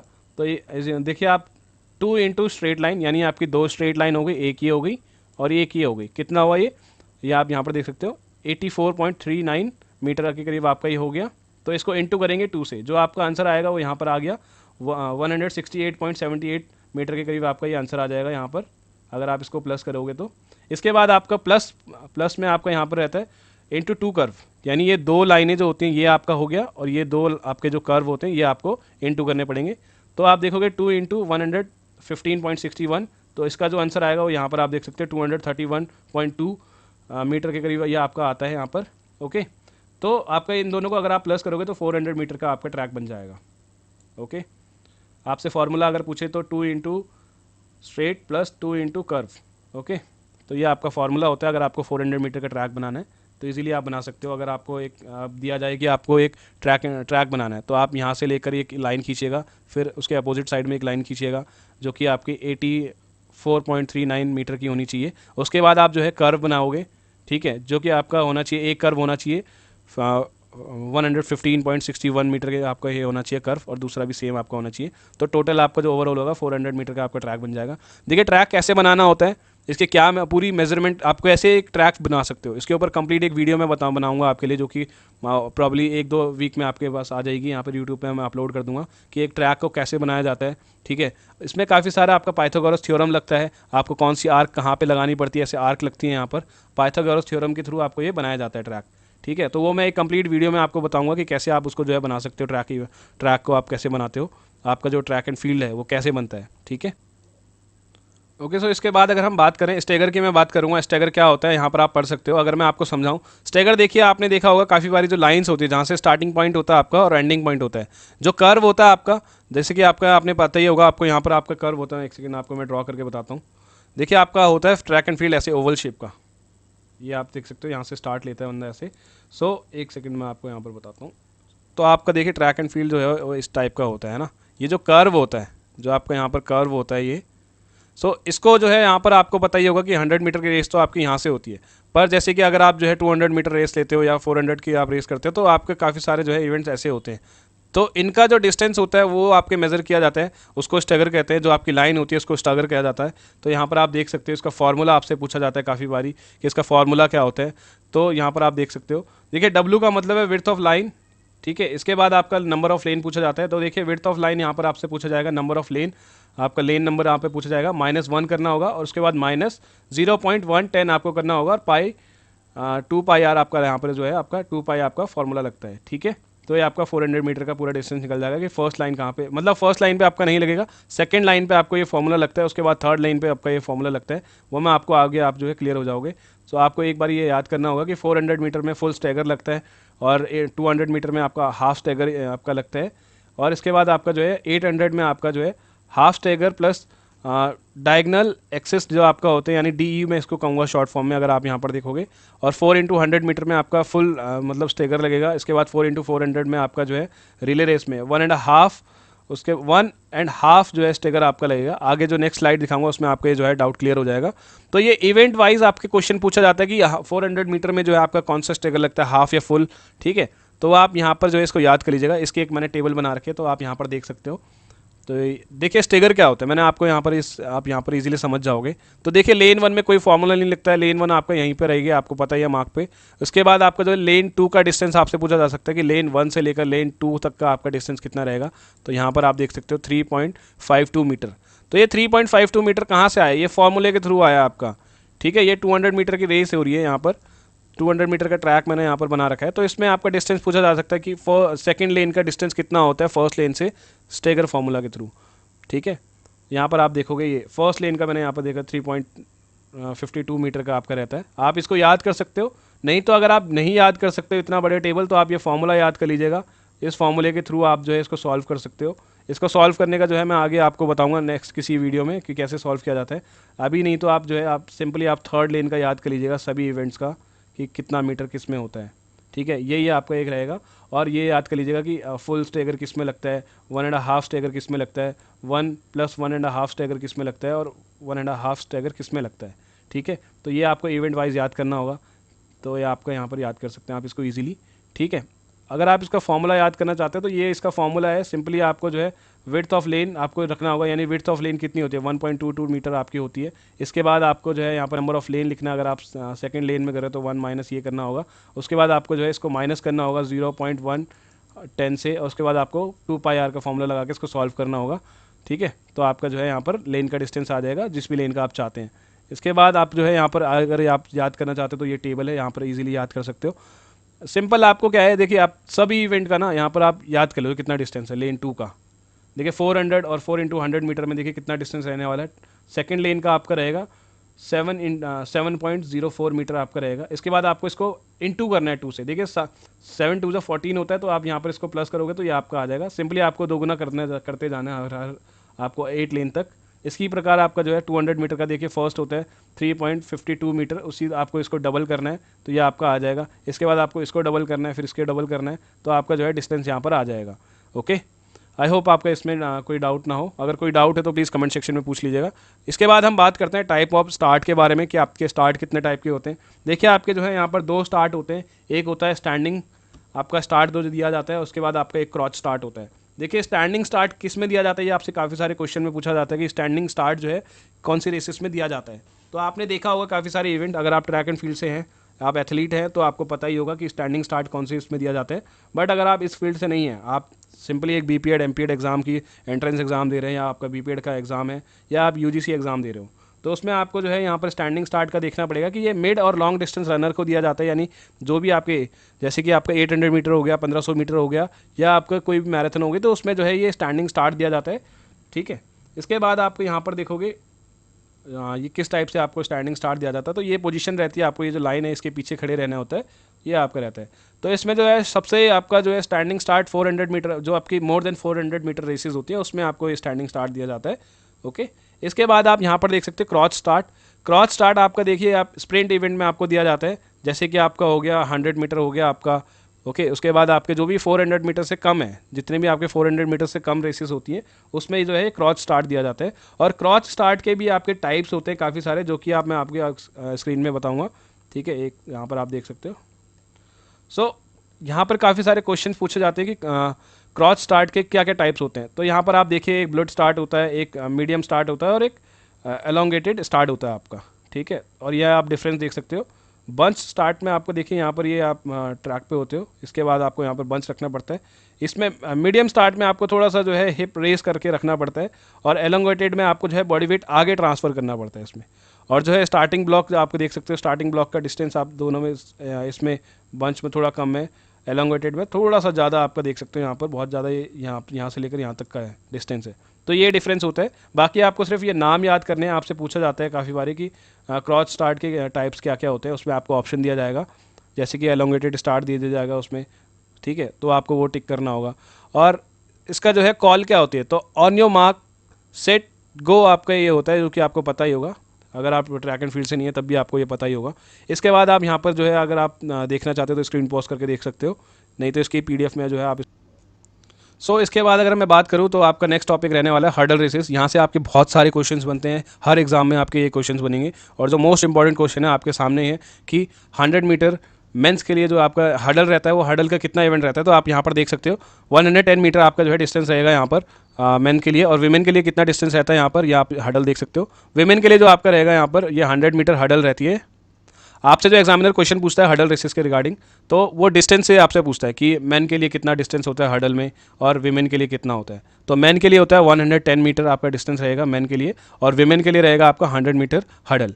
Women के लिए 110 हर्डल कभी नहीं होती है, सिर्फ 400 जो है दोनों के लिए कॉमन होता है। तो ये यहाँ पर आप देख सकते हो। इसके बाद जो है ये मैं आपको PPT जो आप PDF करोगे उसमें करेक्ट करके दे दूँगा जो भी यहाँ पे गलतियाँ हैं। इसके बाद आपका जो क्वेश्चन पूछा जाता है नंबर ऑफ़ हर्डल।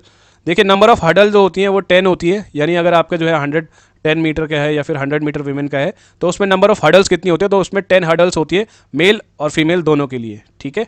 इसके बाद जो आपका क्वेश्चन आता है, ये पूछा जाता है, मतलब बहुत हायर लेवल के एग्जाम में पूछा जाता है कि इसके हर्डल की जो है विड्थ कितनी होती है, तो 1.18 मीटर की होती है आपकी। वैसे याद करने की ज़रूरत नहीं है, ये लेंथ भी याद करने की ज़रूरत नहीं है आपको, पर आप जो है नॉर्मली याद कर सकते हो। तो 70 सेंटीमीटर के करीब आपकी लेंथ होती है इसकी जो है बेस से लेकर। उसके बाद आपके जो है इसका वेट कितना होता है, तो ये जो है 10 kg से कम नहीं होना चाहिए। इसके बाद आपके हर्डल की जो हाइट होती है 400 मीटर में, ये आपको यहाँ पर मैं आगे नेक्स्ट स्लाइड में समझाऊंगा आपको क्या बताना चाह रहा हूँ मैं।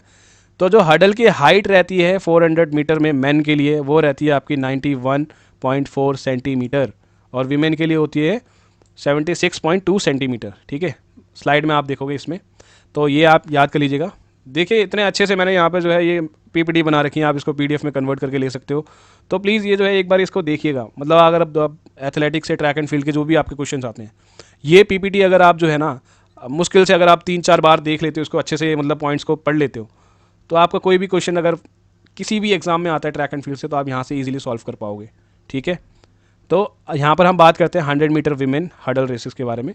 तो इसका जो हाइट रहती है आपकी, देखिए यहाँ से बेस से लेकर आपकी जो है यहाँ तक की हाइट कितनी रहती है, तो अगर आपसे मीटर में पूछा जाता है तो 0.838 मीटर आपका जो है यहाँ पर ये डिस्टेंस रहने वाली है, हाइट रहने वाली है। अगर ये मीटर में ना पूछ के सेंटीमीटर में पूछे तो आप इसको कन्वर्ट करके इजीली आप जो है इसका आंसर दे दीजिएगा। और यहाँ पर हम बात करते हैं तो देखिए फर्स्ट हर्डल का जो आपका डिस्टेंस रहता है, यानी अगर आपकी रेस यहाँ से हो रही है विमेन की 100 मीटर, तो यहाँ से लेकर ये जो आपका है, देख पा रहे हो आप, ठीक है। तो यहाँ से आपका कितना ये रहेगा, ये आपका रहने वाला है 13 मीटर के करीब, ठीक है। इसके बाद जो हर हर्डल का जो आपका डिस्टेंस रहेगा, ये आप देख सकते हो यहाँ पर, तो इसका डिस्टेंस रहने वाला है 8.5 मीटर, ठीक है। इसके बाद आपका एक ये पूछा जाता है कि लास्ट वाला आपका कितना रहने वाला है, यानी ये लास्ट वाली हर्डल और यहाँ पे जो आपका डिस्टेंस रहेगा वो कितना रहेगा, तो ये 10.5 मीटर के करीब आपका डिस्टेंस रहता है लास्ट हर्डल का, ठीक है। फिनिशिंग लाइन से लेकर लास्ट हर्डल का आपका कितना डिस्टेंस रहता है, इतना रहता है। इसके बाद अगर हम बात करें 110 मीटर मैन के लिए, तो मैन के लिए आपकी हाइट देखिए 1.067 मीटर आपके यहाँ पर हाइट रहती है, अगर आपसे मीटर में पूछा जाता है। वैसे आपसे मीटर में ही पूछा जाएगा, ठीक है, क्योंकि ट्रैक एंड फील्ड में जो है यहाँ पे फीट में कोई क्वेश्चन तो मुश्किल ही पूछे जाते हैं, यहाँ पे मीटर्स में ही पूछे जाते हैं आपसे क्वेश्चन। इसके बाद आप देख सकते हैं फर्स्ट हर्डल का डिस्टेंस आप यहाँ पर देखोगे 13.72 मीटर। यहाँ पर आप नेक्स्ट स्लाइड में आप जो है इजीली समझ पाओगे कि क्या मैं कहना चाह रहा हूँ। अगर आपको इसमें समझ में नहीं आ रहा है कोई बात नहीं, आप जो है वीडियो में बने रहें, आगे तक देखें, आपके सारे यहाँ पे जो है वो क्लियर हो जाएगा डाउट्स। तो इसके बाद हम देखेंगे तो गैप कितना रहता है दोनों इन सभी हर्डल्स के बीच में, ये जो येलो में आप देख रहे हो, तो इनके बीच में गैप रहता है 9.14 मीटर के करीब आपका जो है डिस्टेंस रहता है। इसके बाद हर्डल की जो लास्ट फिनिशिंग लाइन होती है, जो लास्ट हर्डल होती है आपकी और जो फिनिशिंग लाइन होती है, उसके बीच में कितना डिस्टेंस होता है, तो 14.02 मीटर के करीब आपका जो है यहाँ पर डिस्टेंस होता है। इसके बाद जो आपके जो है अगर हार्ड पेपर आपका आता है तो उसमें 400 मीटर के जो है आपके हर्डल्स पूछी जाती हैं कि इसकी हाइट कितनी होती है मैन एंड वीमेन के लिए, ठीक है। तो ये आप यहाँ पर देख सकते हो 400 विमेन के लिए जो हाइट रहने वाली है 0.762 मीटर आपकी जो है यहाँ पर हाइट रहती है ये, ओके। और इसके बाद जो है मैन के लिए कितनी हाइट रहती है 0.914 मीटर के करीब आपकी ये हाइट रहती है यहाँ पर, ओके। ये आपका हो गया 400 हर्डल मैन एंड वीमेन के लिए। तो यहाँ पर जो है फर्स्ट आपका जो है हडल कहाँ पे रहता है, तो ये आपका रहता है 45 मीटर के करीब, यानी आपकी अगर रेस यहाँ से हो रही है तो यहाँ से आपकी हडल स्टार्ट हो जाती है। 45 मीटर के करीब आपकी जो है रेसेस होती हैं, मतलब आपका फर्स्ट हडल होती है। इसके बाद आपके हर हडल के बीच में जो है डिस्टेंस कितना रहेगा, 35 मीटर आपका हर हडल के बीच में डिस्टेंस रहता है। और लास्ट हडल जो आपकी रहने वाली है, यानी यहाँ पर आपकी ये लास्ट हडल है, उसके बाद ये फिनिशिंग लाइन आने वाली है, तो ये करीब आपका रहता है 40 मीटर के करीब आपका जो है यहाँ पर ये डिस्टेंस रहता है। ठीक है, ये बहुत सारे एग्जाम में पूछा जाता है। नेक्स्ट आपको जो स्लाइड दिखाऊंगा वहाँ पर आप इजीली समझ पाओगे। देखिए ये सारे क्या हैं, हडल हैं। ठीक है, इसके बाद ये आपका हो गया यहाँ पर मैं 110 हडल लेके चल रहा हूँ स्टार्टिंग लाइन, तो आप यहाँ से इजीली समझ पाओगे। तो देखिए यहाँ से आपकी स्टार्टिंग लाइन है, यहाँ से लेकर यहाँ तक का आपका डिस्टेंस रहने वाला 13.75 मीटर आपका ये रहेगा। ठीक है, जो कि मैंने आपको स्टार्टिंग लाइन बताई थी 110 मीटर मेंस के लिए। इसके बाद आप देखोगे ये हर हडल के बीच में कितना गैप होता है, तो 9.14 आपका जो रहने वाला है ये गैप रहेगा इसमें हडल्स के बीच का। इसके बाद आप देखोगे ये आपकी जो है लास्ट हडल रहती है। तो टोटल मैं आपसे एक क्वेश्चन पूछूं अभी अगर, तो कितनी हडल्स होती हैं हर इवेंट में, मैन एंड वीमेन के लिए 100 में और 110 में कितनी हडल्स होती है, तो आप बताइए। इसका जो है स्क्रीन पॉज करके आप मेरे को बताइएगा, नहीं तो आप यहाँ पे जो है इजीली काउंट भी कर सकते हो, 1 2 3 4 5 6 7 8 9 एंड 10। ठीक है, तो लास्ट जो आपकी हडल होती है, लास्ट हडल से लेकर ये जो आपकी फिनिशिंग लाइन है, यहाँ पर कितना डिस्टेंस हो गया, ये 14.02 मीटर आपका डिस्टेंस होता है। ओके, उसके बाद आपका जो है ये यहाँ से आपका जो है 100 मीटर रेस यहाँ से विमेन की यहाँ से ये होती है, ये लाइन आपकी हो गई। और ये वाली लाइन जो है यहाँ, ये 100 मीटर लाइन आपकी है जहाँ से कि विमेन या फिर 100 मीटर रेसेस आपकी होती हैं। इसके बाद ये 110 में थोड़ा सा पीछे चले जाता है। ठीक है, ये आपका हो गया, यहाँ पर आप इजीली पढ़ सकते हो इसको। इसके बाद जो आपसे ये टेबल आप प्लीज़ याद कर लीजिएगा, अगर आपको ये सब चीज़ें याद नहीं हो तो ये टेबल के थ्रू आप इजीली याद कर सकते हो। इस टेबल को आप याद कर लीजिएगा। देखिए 110 मीटर में आपके टोटल नंबर ऑफ हडल 10। ठीक है, इसके बाद आपका जो रहने वाला है इसमें, ये आपकी स्टार्टिंग लाइन आपको यहाँ पर बताया जाएगा और डिस्टेंस कितना रहता है ये आप यहाँ पर देख सकते हो, और एंडिंग लाइन का डिस्टेंस कितना रहने वाला है यहाँ पर देख सकते हो। ठीक है, तो ये टेबल प्लीज़ आप याद कर लीजिएगा। ओके, इसके बाद आप जो है यहाँ पर अगर समझ नहीं आया आपको तो आप ये भी देख सकते हो, ये 400 का आपका डिस्टेंस है। ठीक है, 400 हडल का डिस्टेंस आपका ये देख सकते हो आप, और 400 में भी आपके 10 हडल्स होते हैं। ठीक है, और इसमें वर्ल्ड रिकॉर्ड, अगर आप वर्ल्ड रिकॉर्ड की बात करते हो तो वर्ल्ड रिकॉर्ड 400 मीटर हडल में जो है यहाँ पर आप देख सकते हो मेन का और विमेन का 46.78 सेकंड में यह पूरा हुआ है, और उसके बाद विमेन का जो है 52.20 सेकंड्स में ये पूरा हुआ है 400 मीटर हडल्स। ठीक है, नेक्स्ट अगर आप यहाँ पर बात करते हो स्टेपल चेस से आपके बहुत सारे इंपॉर्टेंट क्वेश्चंस बनते हैं जो कि इस प्रकार से हैं। देखिए डिस्टेंस कितना होता है, तो काफ़ी बारी जो है 2000 मीटर का भी होता है, 3000 मीटर की आपकी जो है स्टैंडर्ड आपके स्टेपल चेस होती है। देखिए 2000 मीटर में जो है आपकी कितनी हडल होती है, मैंने आपको स्टार्टिंग में बताया था, ये क्वेश्चन पूछा जाता है। तो 28 आपकी हडल्स हो गई यहाँ पर, इस जो कि जिसको कि आप बैरियर भी कह सकते हो। और वाटर जंप जो है 7 वाटर जंप इसमें होती हैं। ठीक है, और अगर आपका 2000 मीटर का आपका जो है हडल रेस स्टेपल चेस आपकी रेस होती है, तो इसमें 18 आपकी हडल हो गई और 5 वाटर जंप होती हैं। ये आप प्लीज़ याद कर लीजिएगा। इसके बाद अगर हम नेक्स्ट बात करते हैं यहाँ पर, तो मेन के लिए जो है कितनी हाइट रहने वाली है और वीमेन के लिए कितनी हाइट रहती है हडल्स की, तो यहाँ पर आप देखिएगा 914 मीटर आपकी जो है हाइट रहती है मैन के लिए। विमेन के लिए आपकी 0.762 मीटर के करीब आपकी हाइट रहती है। देन हडल की विड्थ जो होती है, ये वैसे याद करने की ज़रूरत नहीं है पर आप याद कर सकते हो, काफ़ी जो है हायर लेवल के एग्जाम में पूछ लेते हैं। तो 3.94 मीटर की आपका जो है रहता है एटलीस्ट। और जो हडल का जो है वेट रहता है वो 80 केजी से लेकर आपका जो है 100 आपका केजी तक रहता है। यानी जो आपकी बड़ी वाली जो बैरियर आपका जो बैरियर कह सकते हो उसका, जो वाटर जंप होता है उसका वेट पूछा गया आपसे। और हडल का जो बेस होता है 1.2 मीटर के करीब से लेकर आपका 1.4 मीटर के बीच में आपका रहता है। ठीक है, आपको पता ही होगा। देखिए स्टार्टिंग पॉइंट अगर आप इसमें कितने आपके जो है हडल, आपसे यही पूछा जाता है स्टेपल चेस में, मोस्ट इंपॉर्टेंट क्वेश्चन है कि कितने इसमें जो है आपकी बैरियर होते हैं, यानी 28 बैरियर आपको क्रॉस करने पड़ते हैं और 7 बारी आपको जो है वाटर जंप करनी पड़ती है, जो कि यहाँ पर आप देखोगे। इसकी मेजरमेंट अगर आप देखना चाहते हो तो यहाँ पर आप इस चार्ट में भी देख सकते हो मैन एंड वीमेन के लिए। नेक्स्ट अगर हम बात करें long jump and triple jump की, ठीक है, तो लॉन्ग जंप में अगर आप देखोगे तो रनवे आप यहाँ पर देख सकते हो। रनवे के आप यहाँ पर ये पढ़ लीजिएगा कि लेंथ ऑफ रनवे 40 से लेकर 50 मीटर के करीब आपका जो है यहाँ पर रनवे होता है। विड्थ उसकी जो रहने वाली है 1.22 मीटर रहेगी, यानी आपको जो विड्थ रहेगी मैं आपको चार्ट में समझाऊंगा आगे। और मार्किंग आपको पता ही है कि वाइट लाइन से होती है, जो कि 5 सेंटीमीटर या फिर आप इसको अगर mm में करना चाहते हो 50 mm आपकी विड्थ रहती है।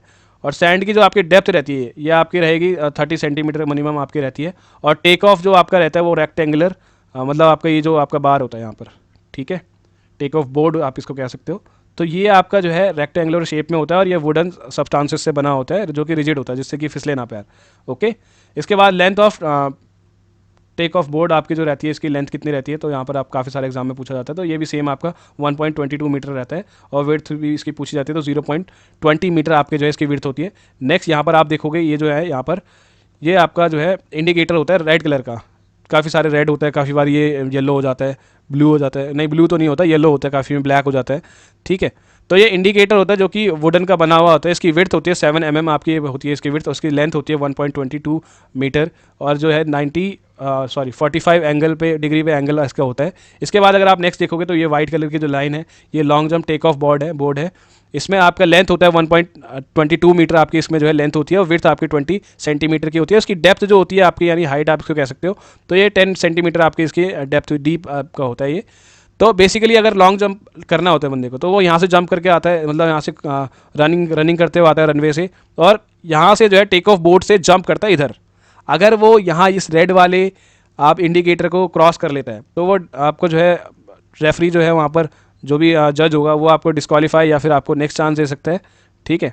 तो आपको ये जो है लेन क्रॉस नहीं करनी होती है, आपको सिंपली आपको टेक ऑफ बोर्ड से जो है यहाँ से टेक ऑफ लेना पड़ता है। तो ये आप यहाँ पर स्क्रीन पर इजीली देख सकते हो, ये जो है ब्लैक वाली लाइन को क्रॉस नहीं करेगा, यहाँ ये जो आप देख सकते हो बोर्ड पर यहाँ से जंप करेगा, जो भी लॉन्ग जंपर या ट्रिपल जंपर होगा तो यहाँ से जंप करेगा।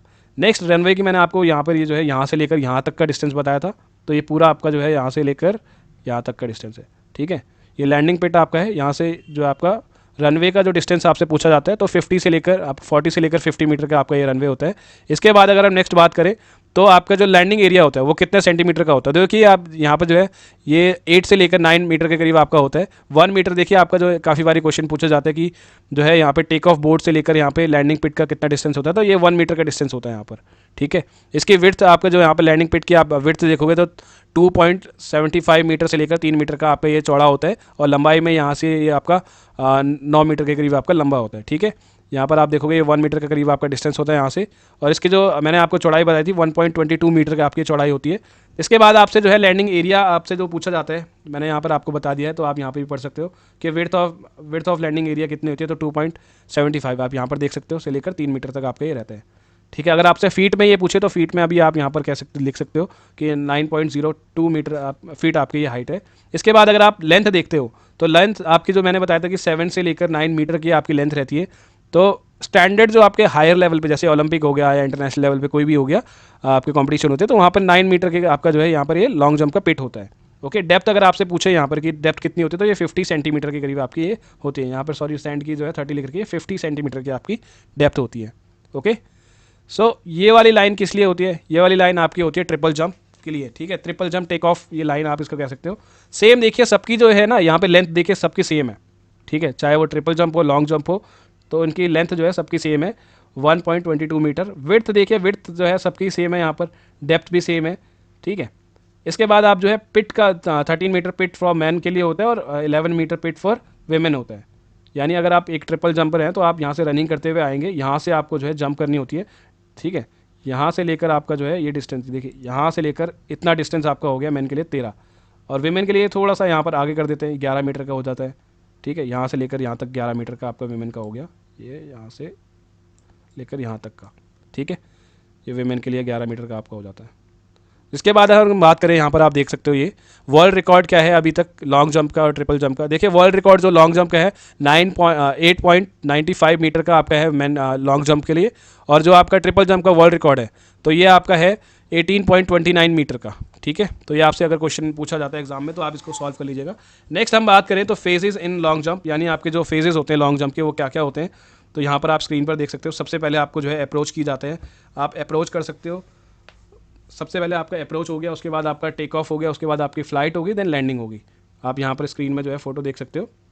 सबसे पहले जो है लॉन्ग जंपर रनिंग करके आया, यहाँ पर उसने अप्रोच लिया रनिंग के लिए, ये पैर उठाया, उसके बाद जो है वो यहाँ पर उसने टेक ऑफ किया, ठीक है। उस अप्रोच करने के बाद उसने जो है यहाँ से आपका टेक ऑफ किया, ठीक है। अप्रोच रनिंग करके आ रहा है, उसके बाद यहाँ से इसने टेक ऑफ किया, यानी रनिंग के लिए ऊपर उछला, ठीक है। ये आपने फ़्लाइट की साइकिलिंग करते हुए जो है यहाँ पर फिर ये लैंडिंग हुआ, समझ पा रहे हो आप, ठीक है। तो ये आपका प्रोसेस रहता है, सबसे पहले आपका approach, take off, flight and landing.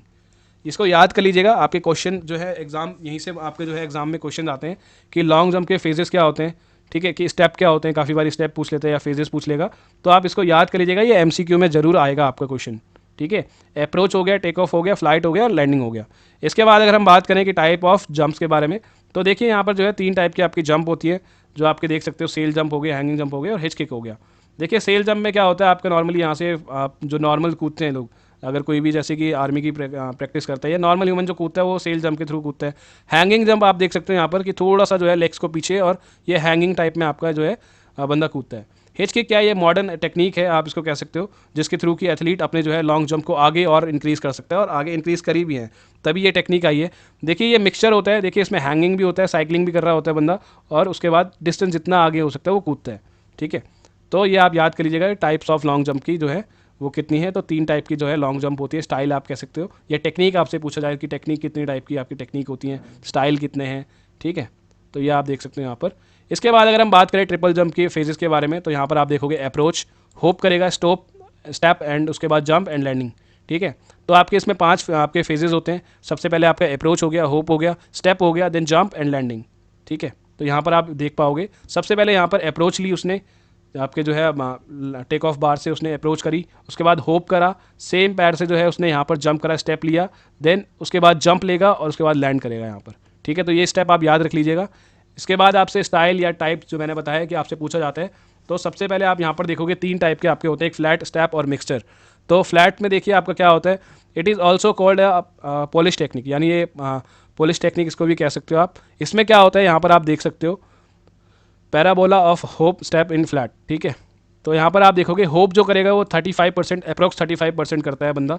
उसके बाद आपका क्या है कि इसके बाद ये 30 मीटर के करीब आपके स्टेप लेगा, उसके बाद जंप करेगा 35 मीटर। यहाँ पर आप इस डायग्राम के थ्रू समझ सकते हो। सबसे पहले इसने होप करा जो कि यहाँ तक है 35 मीटर का, और उसके बाद इसने क्या करा कि सेम लेग से जंप लिया और स्टेप किया ये 30 मीटर के करीब का।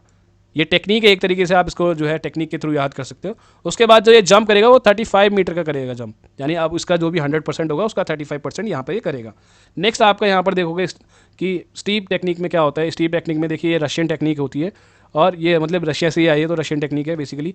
और इसमें कितना % होप का रहने वाला है, स्टेप का रहने वाला है, और ये जो है जंप का रहने वाला है, ये आप याद कर सकते हो। बेसिकली आपको क्या याद करना होगा कि कितने टाइप की आपकी टेक्निक होती है, तो 3 टाइप की आपकी टेक्निक होती है, फ्लैट हो गया, स्टीप हो गया और मिक्सचर हो गया।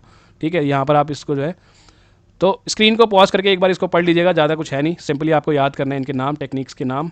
ठीक है, और आपसे एक मतलब क्वेश्चन पूछा जा सकता है कि मॉडर्न टेक्निक क्या है ट्रिपल जंप में, तो आप यहाँ पे मिक्सचर मॉडर्न टेक्निक कह सकते हो। आपसे एक पूछा जाए कि रशियन टेक्निक क्या है, तो आप यहाँ पे स्टीप टेक्निक कह सकते हो। पोलिश टेक्निक किसको कहा जाता है, तो फ्लैट टेक्निक को कहा जाता है। और उसमें परसेंटेज इतना नहीं है कि परसेंटेज भी पूछा जाए का, अगर एग्जामिनर आपका चाहे तो अगर टफ बनाना चाहे तो वो परसेंटेज पूछेगा। तो एक बार ये आप जो है इजीली इसका याद कर लीजिएगा। देखिए इतने ब्यूटीफुल जो है यहाँ पर मैंने तरीके से जो है ये PDF बना रखी है, तो आप यहाँ से इसको 1-2 बार आप देखोगे तो आपको याद हो जाएगा। ओके गाइस, तो इसमें वीडियो में इतना ही है, ये इसका पार्ट 1 है। इसके बाद अगर आप पार्ट 2 चाहते हैं तो आप प्लीज़ कमेंट सेक्शन में मुझे रिप्लाई करिए, मैं इसका पार्ट 2 भी लेके आऊँगा, क्योंकि अभी ये कंप्लीट नहीं हुआ है। देखिए इसमें मैंने काफ़ी सारे क्वेश्चंस भी डाल रखे हैं, टोटल 20 क्वेश्चंस भी डाल रखे हैं, जैसे कि आप स्क्रीन पर देख सकते हो। ये आपके लिए क्वेश्चंस थे जो कि आपको रिप्लाई देना है, पर इतना टाइम नहीं है, वीडियो काफ़ी लंबी हो जाएगी और आप लोगों को लंबी वीडियो तो पसंद आती नहीं है। तो आप यहाँ पर देख सकते हो इसी टाइप से जो है मैंने 20 क्वेश्चन इसमें डाल रखे हैं, जिसके कि PDF मैं आपको जो है अपने टेलीग्राम चैनल पे दे दूँगा। तो आप अगर वहाँ से सॉल्व करके इसका कमेंट सेक्शन में आप रिप्लाई दे दोगे तो जो है मैं आपको मतलब इसके कंप्लीट एक वीडियो लेके आ जाऊँगा MCQ के ऊपर, जो आपके ट्रैक एंड फील्ड से पूछे जाते हैं। और अगर आप चाहते हो कि आपको इसका नेक्स्ट पार्ट चाहिए तो प्लीज़ कमेंट सेक्शन में मुझे जो है आप जो है कमेंट लिख के दीजिएगा कि पार्ट 2, आप जो है हैशटैग पार्ट 2 आप लगा सकते हो। ठीक है, तो मैं वहाँ पर आपको जो है जल्दी से जल्दी पार्ट 2 लेके आ जाऊँगा। तो आप सभी का बहुत बहुत धन्यवाद कि आपने अभी तक ये जो है वीडियो देखी। आप सभी का इंटरेस्ट इस वीडियो में रहा, आपको ये वीडियो अच्छी लगी। जैसे भी आपको लगी ये वीडियो, आप प्लीज़ कमेंट सेक्शन में मुझे रिप्लाई दीजिएगा, क्योंकि ये जो है ऐसी इंटरेस्टिंग वीडियोज़ अगर आपको और चाहिए, क्योंकि यार बहुत सारी मेहनत लगती है इसमें, बहुत सारा टाइम लगता है, इतना टाइम है नहीं आपके लिए, मैं टाइम निकाल रहा हूँ। तो प्लीज़ आप एक बार जो है कमेंट सेक्शन में मुझे आप कमेंट करके बता सकते हैं कि अगर आपको पार्ट 2 का अगर आप चाहते हो कि तो पार्ट 2 मैं लेके आ जाऊँगा। तो thank you so much for guys watching and all the best.